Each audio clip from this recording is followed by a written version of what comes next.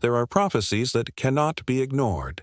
They penetrate deep inside, leaving behind not fear, but knowledge. A knowledge that chills the spine. Because everything that was spoken is already near. Because everything he warned about has already begun. It is no accident that you turned on this video. You feel that something irreversible is happening in the world, a rupture that cannot be explained by politics or economics. Something ancient has awakened, and one man warned about it in advance. Mykhailo Nichay, the last Molfar of the Ukrainian. Carpathians, a folk healer, a clairvoyant, a man feared by the powerful and trusted by the common people. He did not seek fame. He did not write books. But he knew what would happen to Ukraine, Russia, and Europe, and he spoke of it to those willing to listen. He claimed that after 2021, Ukraine would cease to exist in its former form, and that only through pain and division would it come to rebirth, that the east of Ukraine would fall under Russia's influence, Galicia under Poland, Transcarpathia under the Hungarians and Czechs, Bukovina under Romania. That in Europe a war would begin so terrible that even those who mocked prophecies would tremble. That Russia would face spiritual and territorial collapse as punishment for abandoning its origins. That the earth itself would begin cleansing through disasters, calamities, and mass delusion. He did not speak in metaphors. He named specific events, processes, and mechanisms. He said that first would come internal turmoil, then external intervention, and after that, nature itself would respond. He was not a prophet on television. You won't see him in the news. But his words have already become reality, and what has not yet come true may unfold right before our eyes. Today, we begin to examine the prophecy of Mykhailo Nichay. To examine it without artistic embellishment, only what he said, and what has already happened. You will learn why the authorities feared him, who killed him, and why his death occurred shortly after his most alarming prediction, and what exactly he foretold about the future of Ukraine, Russia, and Europe. This is not entertainment. This is a document. This is a warning. If you are watching this, it means you are ready to know. And knowledge, as Nichay himself used to say, always comes with pain. Mykhailo Mikhailovich.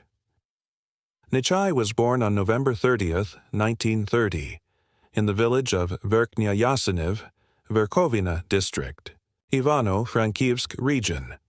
An ordinary Hutsal village, surrounded by mountains, forests, and traditions that had lived on for centuries. He was born into a family where faith, herbs, signs, and premonitions were not fairy tales. From an early age he absorbed what most people don't even notice: the breath of the earth, the strength of the wind, the unease hidden in the silence of birds. His gift revealed itself already in childhood. He could feel when an elder in the village was about to die. He knew who would fall ill, and he could predict when a fire or a storm would strike. People began to fear his gaze. They called him the one who knows, but he himself said it was not his merit. It was the power of his lineage. His greatest teacher was his grandmother, a herbalist and healer, who initiated him into the ancient Carpathian tradition of Molfarstvo. Unlike modern esotericists and self-proclaimed magicians, Nichay never sought fame. His life in Soviet times appeared calm only at first glance. The authorities knew about him. The KGB monitored his activities, summoned him for interrogations. He was forbidden to receive people.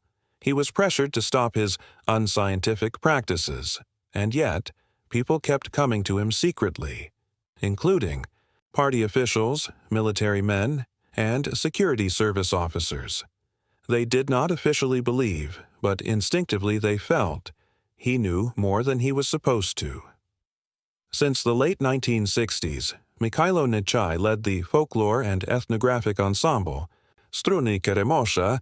This cover allowed him to freely communicate with people, travel through Hutsal villages, and continue gathering and preserving ancient knowledge.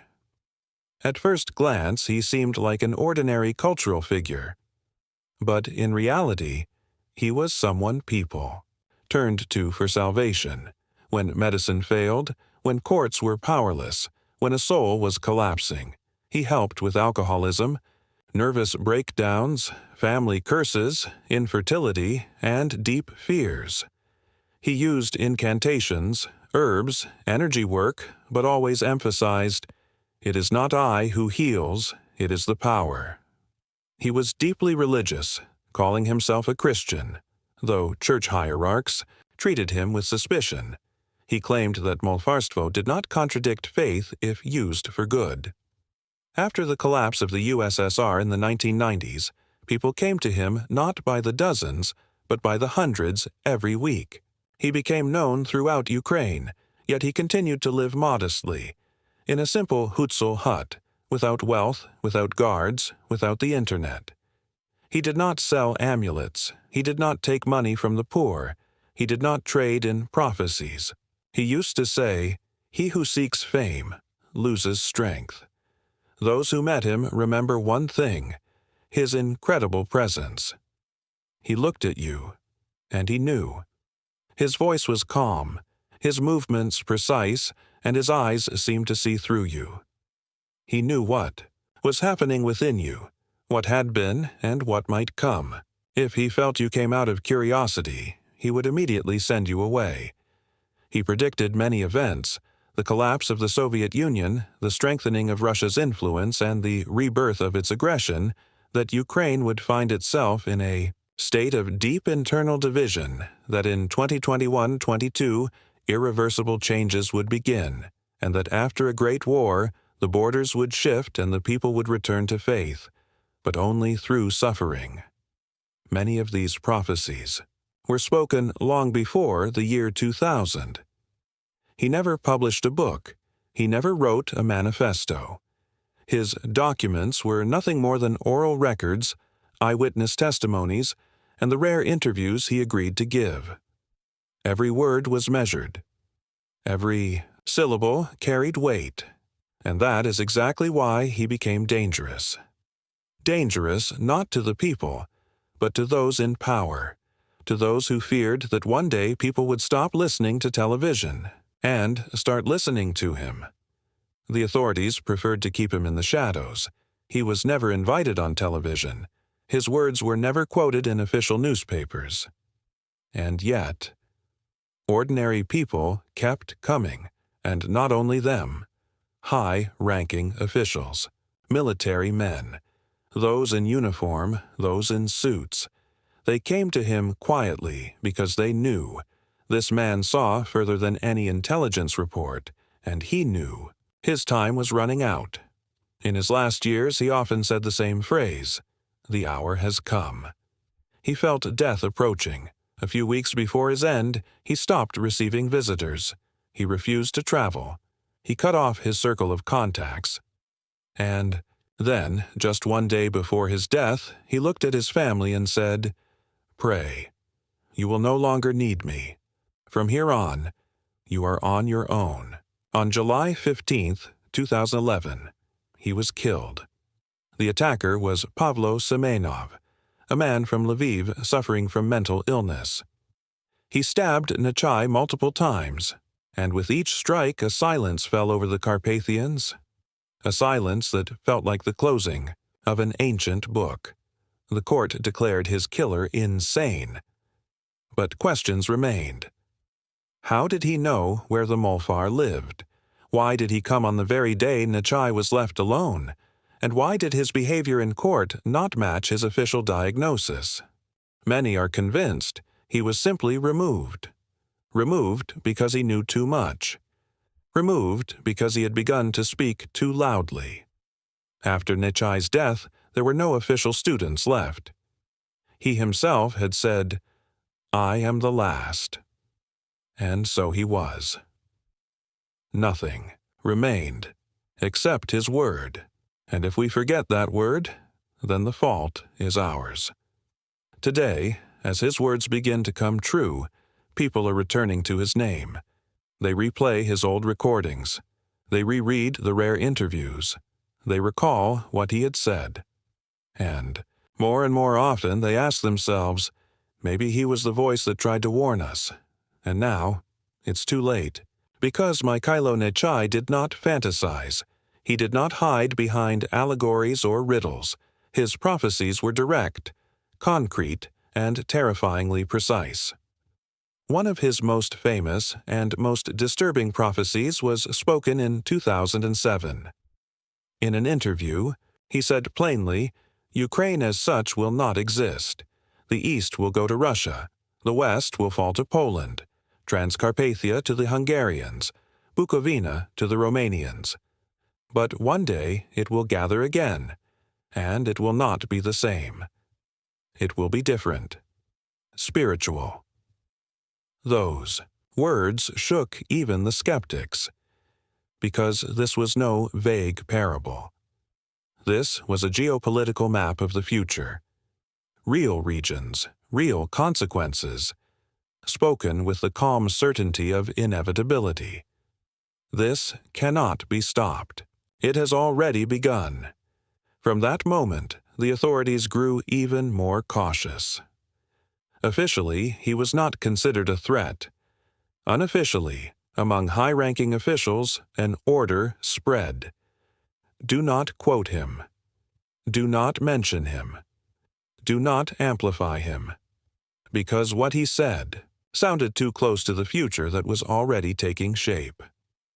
Then, in 2010, came another prophecy. This one was not recorded on film, but passed down by several witnesses.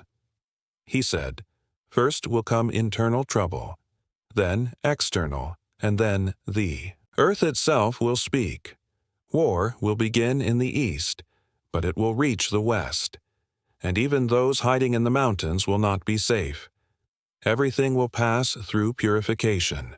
Those words were spoken just 1 year before the events that shook the entire nation. At the time, they sounded apocalyptic, unreal, too dark to imagine. But now we know. He described the war that began in 2014 and erupted into full-scale devastation in 2022, and yet he warned of something even deeper. There will be a war not only between states, he said. There will be a war between truth and lies, and for a time, lies will win. But then, lies will burn themselves to ashes. Those who visited him shortly before his death remember that phrase. He was troubled not only by external aggression, but by spiritual collapse. He spoke of an information darkness that would cover everyone. The educated, the poor, the faithful. He said hierarchs would lie, schools would teach falsehood, and people would lose their sense of what is real. His warning was stark. When in the temples they begin to preach untruth, that will be the sign. The time left is short. One of his most precise prophecies concerned the year 2021. He said, after the 21st year, everything will begin to fall apart. First, the economy, then the government, and then will come war, not for money, not for land, but for souls. A war without right or wrong. Only the lost.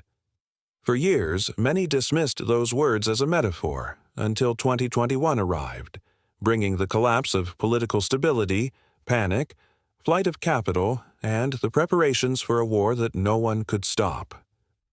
And then came his final warning, one of the last things he ever said before his death. Through the earth will come punishment. The ground will crack. The waters will rise. People will lose their memory, and this will not be in 100 years. It has already begun. Today, those words sound like signs of what we now see: climate disasters, massive floods, earthquakes, and a strange dulling of the human mind, noted even by scientists. But Nichay warned, this is not the end, this is only the beginning, a process he called the purification. He also said that Europe, the so-called civilized world, would be the first to feel real fear. In Europe, there would come such a war that even those who never believed in God would tremble. But they would not understand why. Because outside there would be an enemy, and inside, emptiness. Today, as the horizon shows signs of global conflict and political alliances begin to crack, those words no longer sound absurd. He spoke of a spiritual emptiness that would lead to geopolitical catastrophes, of people forgetting why they live, and beginning to die not from bullets, but from meaninglessness. Nichay predicted that Russia would not collapse from an external blow, but from within. He said, "There will be no czar there. There will be no truth. There will be no ground. The very earth will not hold them. They will go against themselves. They need no enemy. They will destroy themselves." He insisted that in Russia a moral and spiritual decay would begin, leading to the disintegration of the state, that the national republics would rise, the center would weaken, and everything would fall apart like a rotted tree. He warned that afterwards its territory would be engulfed by chaos, divisions, and a rebirth through fire. One of his most mysterious phrases was this: "When the light goes out for 3 days, do not leave your home. Do not let anyone in. And do not believe even the voices of your loved ones. This will be a trial no one expects." Many believe this refers to the ancient myth of the 3 days of darkness. But he never explained these words, only added, "This is not an allegory, it will be literal. This prophecy remains unrevealed." And yet, in his archives, there are audio recordings where he repeats this warning several times in different years, always with the exact same words. He also claimed that Ukraine, after the war, would change beyond recognition. It would be another country, without the old flags, without the old names, but with a new heart. It would rise from blood, but not soon, and not without sacrifice. He gave no dates.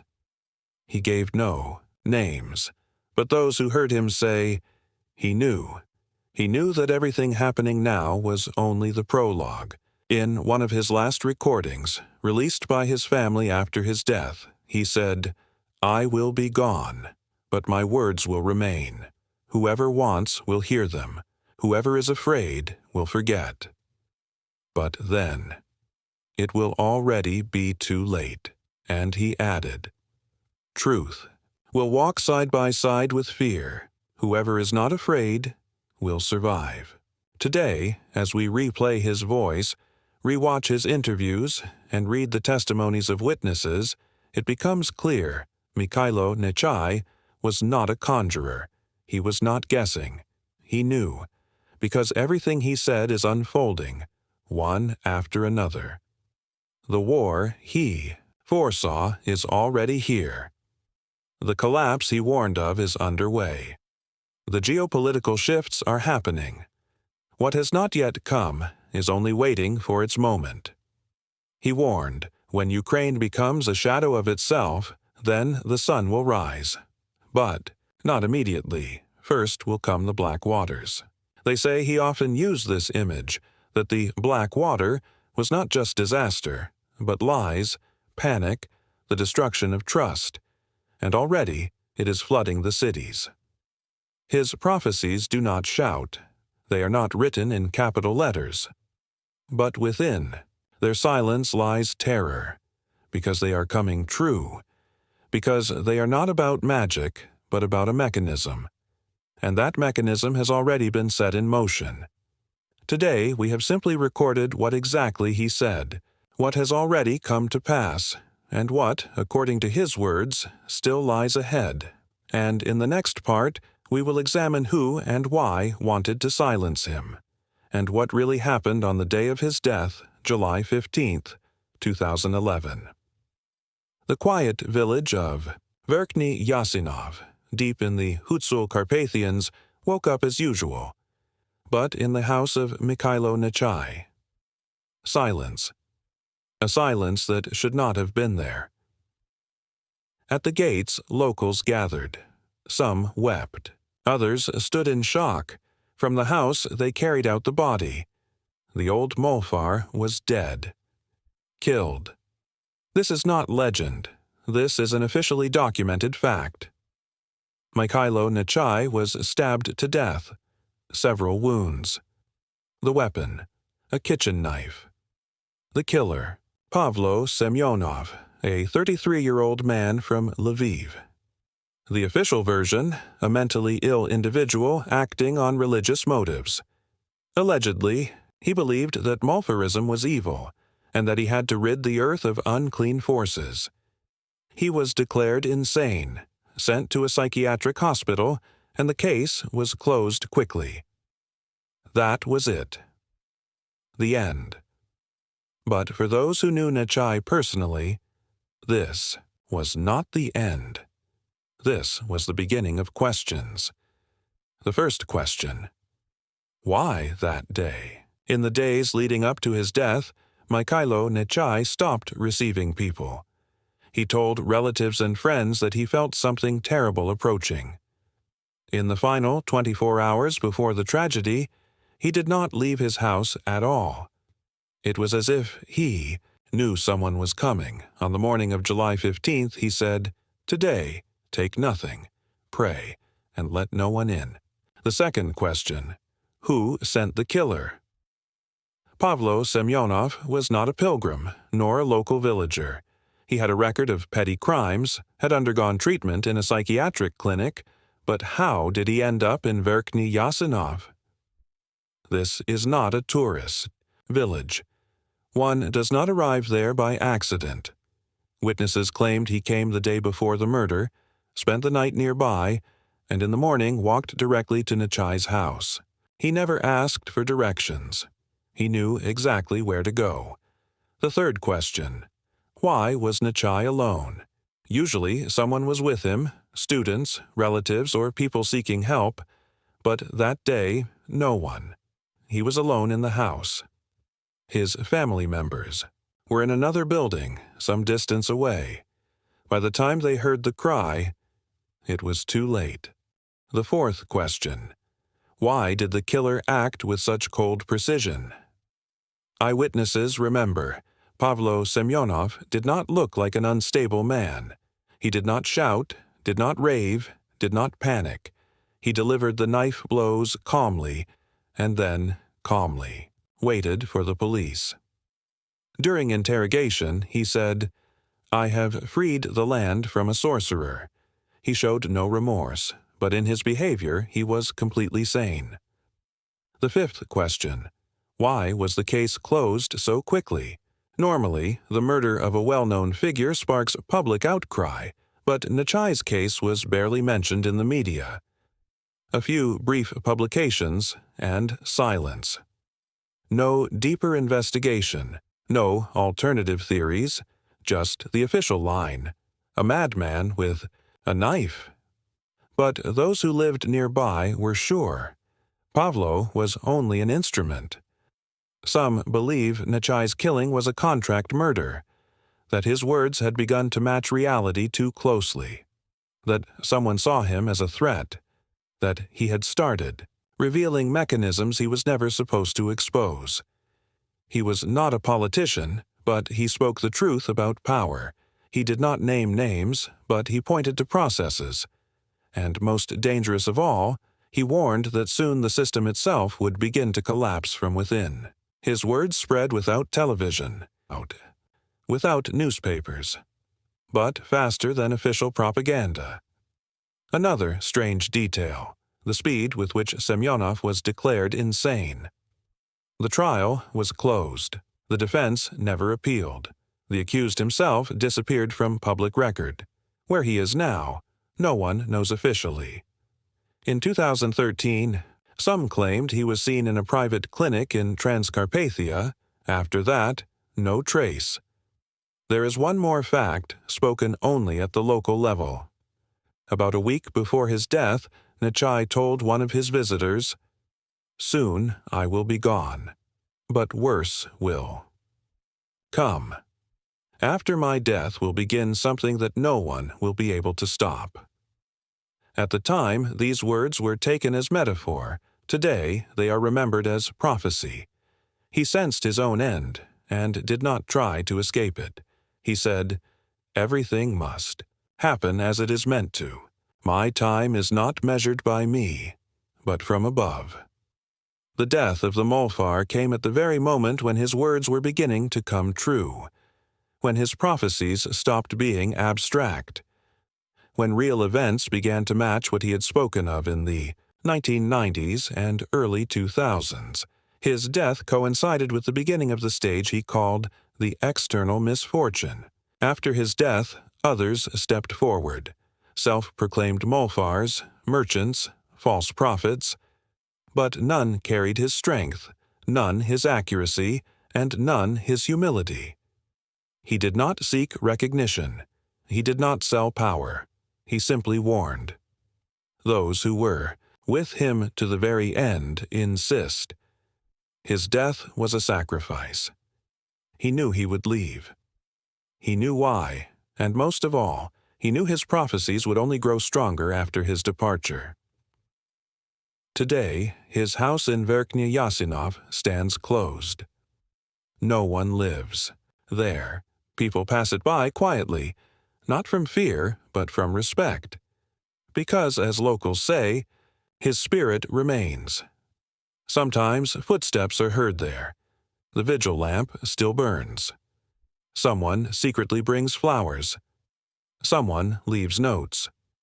When an ordinary man dies, his story ends. But when a Molfar departs, his story only begins. The death of Mykhailo Nichay was not a period, it was an exclamation mark, because only after his murder did many, for the first time, truly begin to listen closely to the words he had spoken for decades. After his death, his family withdrew from the public eye. Students, if he had them, never came forward. What remained was memory and voices, the voices of those who knew him, those who came seeking help, those who recorded his words, those who tried to understand how he knew what he knew. Today, years after his death, the legacy of Mykhailo Nichay can be divided into three main parts: oral prophecies, passed from person to person. They were never written in books, never published in journals, never fixed on paper, but they are remembered because they were precise, because they came true. Video and audio recordings, some of which can still be found online. Shot on amateur cameras, poor quality, but his face, his voice, his words remain. 1. Of the most famous fragments is from a 2007 interview where he said plainly, "Ukraine will collapse, but it will not perish. It will be reborn, different." This fragment went viral only after 2014, when everything he had spoken about began unfolding before people's very eyes. There are also audio recordings, sessions captured by his visitors. In them, he speaks of specific dates, events, even mechanisms. He warns of false leaders. He warns that television will become the main source of evil, that faith itself will be weaponized to lead people away from truth. These recordings are kept by private individuals. Some have already been digitized, but much remains hidden. The third part is about the memories of witnesses. People who visited him still speak of him as though he were alive. Their words sound almost identical. He knew, he saw, he warned. They say he never asked anyone to believe. He simply said what would come, and then it came. One former police officer recalled how he once came to Nichay with his sick wife. Nichay looked at him and said, "Your wife will live, but you won't, in 7 years." 7 years later, the officer died in a car crash. Another witness says, "Nichay told me 2 years before the war, across the river, fire will come, and people will think it's rain." Only in 2014 did he understand. It was about the shelling and artillery in the east. There were also cases when Nichay warned not of disaster, but of the chance to avoid it. He told people, "Leave, now. Later will be too late." Those who listened survived. Those who laughed disappeared. After his death, strange things began happening in the village. People said footsteps could be heard in his house at night, that the oil lamp he left burning would light itself again, that even the cattle in the village grew restless. Many were too afraid to approach the house. Others, on the contrary, came there to pray, to leave notes, to stand in silence. Today, Nichay's house is closed, yet pilgrims still arrive, quietly, without cameras, without announcements, just to stand, just to remember, just to listen. Perhaps, even now, he still speaks, through the wind, through the silence. Some insist Nichay's legacy can be deciphered, that his words are not mere prophecies but codes, hidden sequences, subtle hints at specific events. He used to say, "Everything is already written, just not in letters." His speech was simple, but in it, depth. He left behind a void. No students, no school, but his work lives on. Because everyone who once heard his voice could never forget it. His words were like anchors in the mind. They carved themselves deep, and with every new headline they returned, bringing chills. He never called himself a prophet. He said, "I just know. I didn't dream it. I saw it." And he said that what he spoke was not from him, but from those who came before, and that this knowledge is not chosen. It is a burden, a cross. They called him the last Molfar, because after him there were none. Only imitators remained, dabblers, businessmen selling magic. But the true bearer of power was gone, because power cannot be sold, because truth is silence, and silence must be heard. Today, years later, we see how each of his words takes on flesh, and we finally understand. He wasn't trying to frighten us. He was trying to warn us, and we didn't listen. The legacy of Mykhailo Nichay is not books, not buildings, not orders. It is a shadow that moves behind events. It is a voice that says, "I told you so." More than 10 years have passed since the death of Mykhailo Nichay. The world has changed. Ukraine is in flames. Europe is in fear. Russia is in hysteria. What he once spoke in a quiet voice, in a Hutsul hut, is now echoed in news reports, official briefings, in the mouths of politicians and analysts. Back then, they laughed. Today, there is no one left to laugh. The prophecies of Mykhailo Nichay were not abstractions. They were a scheme, a plan, a script by which events now unfold.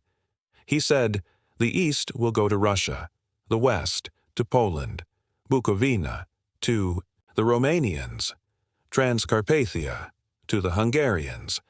But then, Ukraine will rise. A different one, not from these parts, but from the spirit.